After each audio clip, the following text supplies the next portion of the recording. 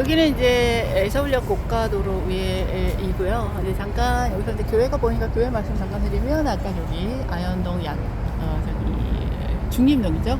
약현 성당 말씀 잠깐 드렸고요. 이제 명동 가시면 유명한 우리 명동 교회가 있잖아요. 명동 뭐 보통 카톨릭에서는 교회라고 하기보다는 성당이라고 하죠. 그래서 1898년 명동 성당이 이제 오픈이 되어 있고요. 그 당시에 이제 중인이었던 사람의 집이었는데 이제 그 당시 18세기 오면서 어느 정도 역관이라든가 통역이라든가 이렇게 하면 이제 중국 가면서 잠시 장사도 좀 하고 이런 사람들이 부를 축적하기 시작해서 그런 이제 부류였던 것 같아요. 그래서 명례방이라는 이유로 그 당시에는 이제 서학이라고 하죠. 천주시리 이것을 이제 같은 신자들끼리 이제 모여서 공부하고 그러다가 그게 이제 발각이 됐죠. 그래서 이제 그 당시에 뭐 정약용 형님 되시는 분, 그 이승훈이라는 사람도 그때 이제 그 시해가 됐는데 매부라고 하죠. 정약용의 매부. 그래서 이제 그 가족들은 아마 다 천주교 신자였던 것 같아요. 그렇게 해서 그게 이제 오픈되게 됐죠. 그래서 명동 성당 같은 경우에는 우리 카톨릭 본당인 그 이태리에 있는 이제 전 재산이 이제 기증이 되어 있는 상태다라고 지난번에 설명을 드렸고요. 이제 그 명동에 솔라리아 호텔이 있어요. 메인길에 조금 뒷골목에 가시면 거기 21층이 프런트인데요. 거기 올라가시면 이제 그 명동 성당이 이제 한눈에 다 내려다 보이는데 거기 가서 보시면 그 빨간 벽돌로 되어 있는 시설은 다 명동 성당의 시설 안에 있다라고 보시면 될 것 같고요. 그리고 이제 왼쪽에 카톨릭 회관이 카톨릭에서 하는 이제 전용 병원이죠. 그래서 거기까지가 이제 명동이고요. 롯데 백화점 맞은편서부터 시작해서 카톨릭 회관까지가 명동이라고 하고 옛날 지명은 진곡에라고 했어요. 그래서 이제 그 최희준이라는 옛날 가수가 불렀던 진곡의 신사, 이게 이제 명동 신사를 말하는 거고요. 예전에는 거기가 많이 좀 질었다고 하더라고요. 비가 오면. 그런데 그 명동에서 한 블록 더 가시면 거기가 충무로고요. 충무로 하면 이제 생각나는 사람이 딱 한 분 있어요. 이순신 장군의 호가 충무공이잖아요. 그래서 그 을지로 상가와 사가 사이가 그 태어나신 곳이고요. 거기 아마 탄생지 가서 찾아보시면 그 이제 약간 비석 같은 게 있죠. 뭐 높이 한 50cm쯤 되는 사각 돌이 있을 거예요. 거기 이제 뭐 지치도가처럼 있고요. 그리고 그 통인시장 뒤쪽에 가시면 그 약간 정자처럼 생긴 곳이 이제 세종대왕이 태어나셨던 옛날의 탄생지다라고 하니까 어디를 가시든 항상 그 이제 주의 깊게 보면서 다니시면 항상 여기가 옛날에 뭐 했던 곳이구나 이런 이정표가 될 수가 있어요. 그런 것도 하나의 우리의 역사와 친해질 수 있는 하나의 그 뭐랄까요? 팁이라고 할까요? 그런 게 있습니다. 그래서 이제 뭐 관광으로 또 넘어가다 보면 이제 저쪽에 노량진에 우리 63 빌딩이 있잖아요. 이제 신동아그룹에서 86년에 완공된 건물인데요. 뭐 조금 부침이 있었어요, 그 그룹도. 그래서 지금 또 뭐 다시 법정 관리에 들어갔다라고 하는데 이제 지금으로서는 좀 회생이 불가능한 상태까지 떨어졌다라고 하죠. 근데 그 63 빌딩을 이제 한국하약그룹이 인수를 했어요. 근데 그 당시만 해도 동해안에서 가장 높은 건물이었어요. 63층이. 그래서 위에는 사실은 지상이 60층이고요. 지하가 3층. 그래서 이제 합쳐서 63층이 되는 것이고요. 그래서 뭐 지하에는 뭐 수족관이 있었고 이제 주차 시설이 있었고 한데 전망대가 60층이잖아요. 그런데 이제 그 고속 엘리베이터 타면 1분 30초에 이제 도달할 수 있게끔 하는데 한강을 내다보면서 투명 유리창으로 이렇게 하니까 굉장히 그 속도감이 커요. 그래서 롯데타워 같은 경우는 123층인데 1분이면 올라가는데 안쪽에 이렇게 이제 캄캄한 가운데 이동을 하니까 시간이 긴 것 같기는 하지만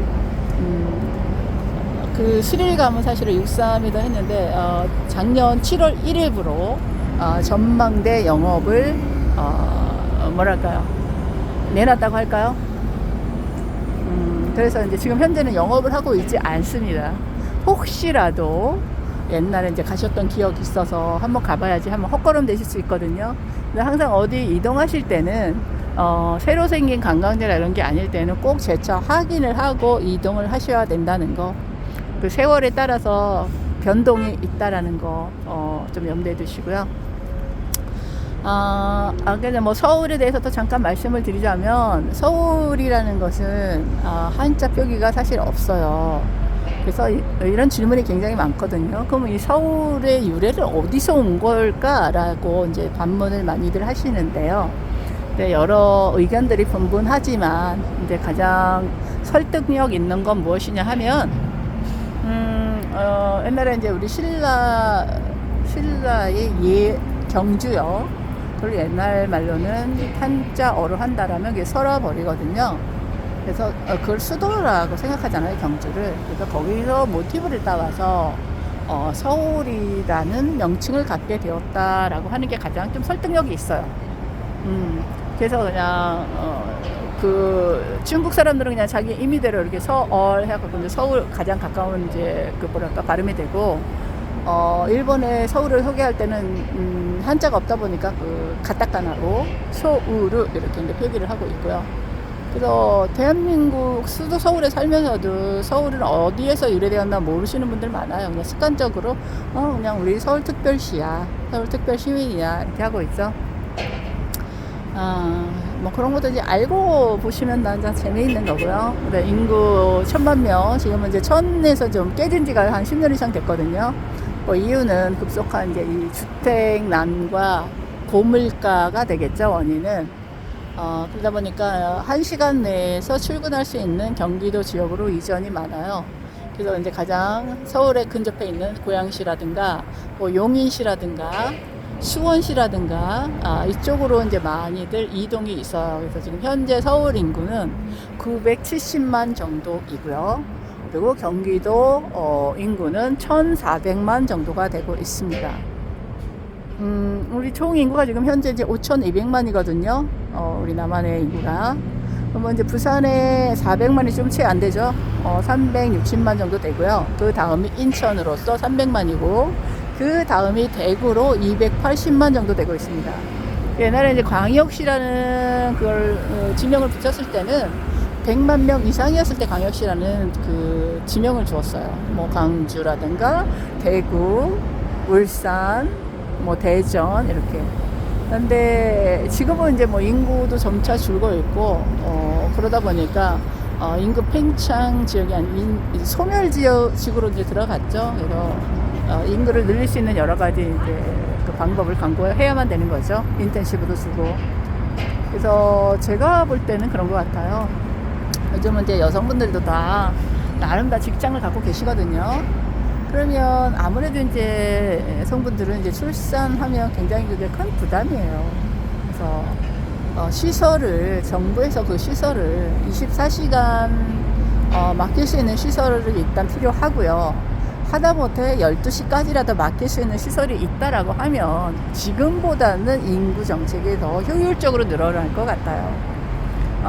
어지간한 지금 뭐 이제 그 맡기는 시설 같은 데는 보통 6시 정도까지만 맡길 수가 있잖아요. 그러면 정시에 퇴근하는 사람들이 얼마나 되겠습니까? 그러니까 그 부담이 굉장히 커요. 돈도 돈이지만, 그런 걸 좀 위반을 하려는 분들은 현실에 좀 기인한 좀 정책을 세워주셨으면 해요. 그 물론 뭐 난임분들한테 얼마 이렇게 지원해주고 이런 것도 좋은데요. 만들어진 생명보다는 지금 현재 있는 그 아동을 위한 정책이 더 필요하지 않을까, 그런 생각을 해봅니다. 그렇죠.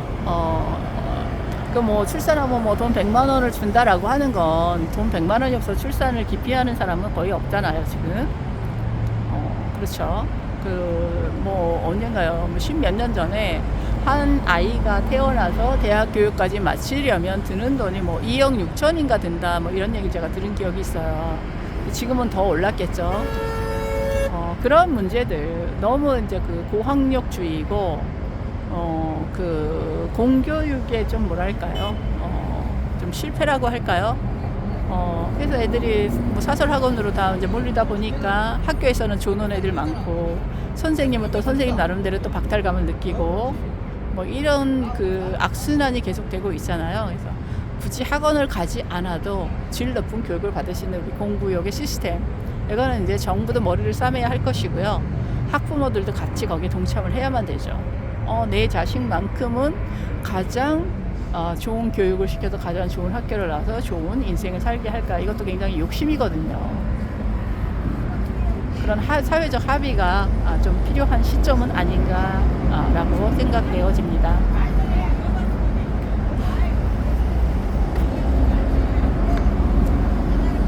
근데 지금 여기 서울역 주변이 많이 좀 깨끗하고 조금 이제 뭐랄까 정비는 되어 가고 있는 중인데, 아직도 이렇게 느낌이 뭐 50년 이상 된 건물들 꽤 많이 있어요.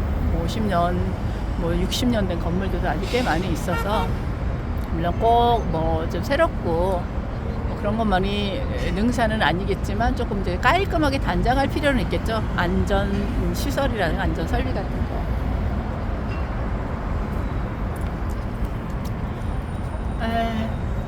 그래서 이제 저쪽 뒤쪽에 보시면 이제 그 뿌옇게 약간 보이는 곳이 인왕산 보이시고요. 거기 인왕산 자락에 이제 뭐 아래로 보시면 이제 무학재 고개가 있고요. 무학재 넘어가면 이제 홍제동, 홍은동, 녹권동, 불강동, 그리고 연신내, 구파발 하면 이제 서울의 끝자락이 되는 거고요. 그래서 저쪽 이제 의정부 쪽으로 가다 보면 또 뭐 도봉구 쪽이 끝자락이 되겠죠. 그리고 이제 저 중랑구 쪽이 좀 그럴 것이고, 이제 강 건너가면 저기 강동구인가요? 강동구까지가 이제 서울의 지역이 될 것이고, 그 이제 경계가 있어요. 잠시라도 조금만 건너가면 이제 바로 성남이어서 성남은 이제 경기도로 들어가고요. 이렇게 이제 경계에 따라서 이렇게 구별되어지는 그런 좀 문화가 있어요. 네. 가까이 있는 뭐 예를 들어 성남이라면 제2의 뭐 강남이다 이런 얘기도 있고, 거의 강남에 준하는 그런 이제 발전이 이루어졌죠. 그래서 기업을 많이 유치한다는 게 이제 그런 것 같아요. 그래서 그 성남과 뭐 분당, 일산, 그리고 3번, 중동, 또 한 곳 어딘가 있고 5군데 이렇게 그 노태우 때 서울 인구가 너무 팽창을 하니까 인구 분산 정책을 썼어요. 5군데 개발해서 60만씩 이렇게 이제 이전을 했는데, 일산 같은 경우에는 기업체 들어오는 걸 꺼려 했었어요. 여기는 주택으로서 조용하게 이제 가겠다라고 했는데, 그게 지금 이제 뭐 30년이 지나고 되돌아보니까 세제의 문제가 있어요. 그러다 보니까 이제 조용한 것은 좋은데, 그 복지 혜택 이런 게 조금 이제 분당이나 성남에 비해서는 택도 없이 떨어지는 그런 이제 현상이 발생되고 있어요. 그래서 이제 적당히 기업까지 공존할 수 있는 지자체의 그 방안이 필요하지 않나, 그렇죠? 그래서 지금 이제 서울의 마지막 보류라고 했었던 이제 그 마곡지구가 개발이 되어서 거기가 뭐 한 300만 평인가 그런데요. 근데 LG그룹이 거기 이제 본사를 많이 들어왔어요. 그러다 보니까 저절로 이제 그 부수적인 시설들이 다 이제 따라 들어오게 되고요. 그러니까 이제 강서구가 갑자기 이제 조금 살림이 좋아졌겠죠. 그런 큰 기업이 하나 유치됨으로써. 불과 뭐 15년 전만 해도 그 근처 지나다 보면 논도 있어서 논농사도 짓고 막 이러던 곳인데, 정말 상점벽해져.